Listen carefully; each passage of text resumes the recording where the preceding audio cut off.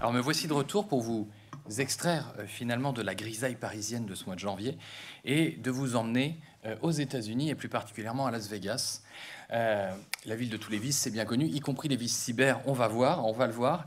Et vous avez ici une représentation du Strip, cette fameuse rue qui sillonne le long de Las Vegas, où sont tous les casinos. Mais en fait, ce qu'on sait peu, c'est que finalement, tous ces casinos qui semblent différents appartiennent en fait à juste quelques marques, et en particulier MGM, que vous voyez ici en bleu, et Caesars Entertainment, que vous voyez ici en jaune. Et ce qu'il faut voir, c'est que eh bien, ces deux marques ont été attaquées simultanément l'année dernière, donc en septembre de l'année dernière. Alors, qu'est-ce qui s'est passé? C'est avant tout des conséquences majeures. Alors, vous entendez le journaliste de CNN qui nous explique que voilà, toutes les machines à sous sont arrêtées, que les ascenseurs ne fonctionnent plus, que les portes tournantes ne fonctionnent plus non plus, finalement que tout est arrêté. Avec des pertes majeures, vous le voyez là, on parle de entre 4 millions et 8 millions par jour. MGM, effectivement, ça a été évoqué tout à l'heure, a communiqué sur une facture de 100 millions de dollars.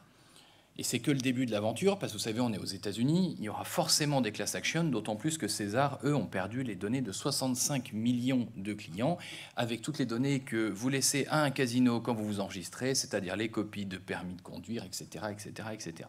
Donc on est qu'au début de cette histoire. Mais cette histoire, elle est aussi intéressante parce qu'on a deux marques soumises à la même attaque, avec les mêmes conséquences, en partie, mais avec deux postures très différentes. La première posture, c'est celle de Caesars Palace, finalement, qui lui a été attaqué donc, début septembre. Cette attaque a été découverte assez rapidement, mais on n'en a pas vraiment entendu parler publiquement. Il n'y a pas eu d'impact visible. Dès le 14 septembre, ils ont communiqué par une déclaration auprès de l'organisme de régulation américain de la SEC dont on parlait tout à l'heure, et ils ont communiqué qu'ils avaient annoncé qu'ils payaient la rançon directement, rançon qu'ils ont réussi à négocier de 30 à 15 millions de dollars. C'était le jackpot, cette fois-ci, pour les attaquants, évidemment. MGM, de son côté, lui, a eu une approche complètement différente. Le 10 septembre, ils ont eu des effets de l'attaque. L'attaque a été plus en profondeur sur MGM. Tous les systèmes étaient arrêtés, comme on l'a vu juste avant.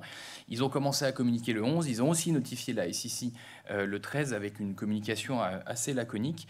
Et finalement, ils ont décidé de ne pas payer la rançon et de se lancer dans une phase de reconstruction donc du système sur les conseils du FBI, comme ils l'ont eux-mêmes évoqué, avec donc une interruption de service de plus ou moins 10 jours. Comment est-ce que finalement les cybercriminels ont réussi à rentrer? Comment est-ce qu'ils ont réussi leur méfait ici? Ça va reprendre un peu les différents morceaux des présentations qu'on a eues depuis le début de la journée. Tout d'abord, du social engineering, en regardant sur LinkedIn les différents profils de personnes qui travaillent dans ces casinos sur les systèmes informatiques. Et même après l'attaque, je peux vous dire qu'on trouve toujours assez facilement les noms. La recherche que j'ai fait ici date d'il y a moins d'une semaine. Voilà, sur ce volet-là, on sait que c'est quelque chose qui est extrêmement difficile à empêcher, à couvrir. Ensuite, on est face à un groupe d'attaquants qui maîtrisent complètement le social engineering et qui ont pu appeler le support IT du casino. Pendant un call qui a duré, dans le cas de MGM, 10 minutes, ils ont réussi à faire réinitialiser, et en particulier l'authentification forte, d'un compte d'un administrateur du système.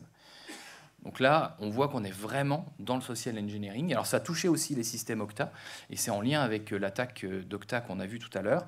Et donc évidemment, une fois que vous avez les comptes d'administrateurs, là, facile, vous rentrez.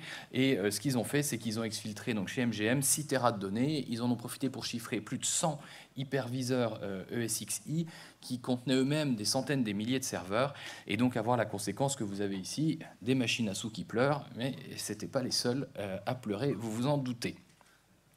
Qui est-ce qui était derrière cette affaire?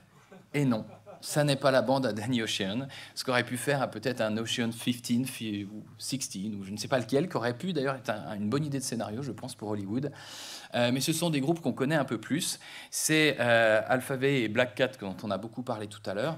Mais ceux qui ont vraiment réalisé l'attaque, c'est Scattered Spider, qui est un groupe assez récent, qui date de 2022, qui est un groupe qui a la particularité d'être anglophone. et de maîtriser extrêmement bien l'anglais. On pense que c'est des natifs qui sont dans ce groupe et qui justement pratiquent du social engineering à très haut vol, qui leur permettent, en combinant des attaques sur le support informatique, auprès des opérateurs pour changer les cartes SIM, par téléphone directement sur les personnes, voire même en menaçant les personnes, d'obtenir les informations qu'ils veulent. Et c'est très certainement un groupe, je pense, qu'on aura l'occasion de décrypter en profondeur l'année prochaine. Donc voilà, sur ce petit zoom de Las Vegas, on retourne en France, en Bretagne, où il fait peut-être un peu moins beau.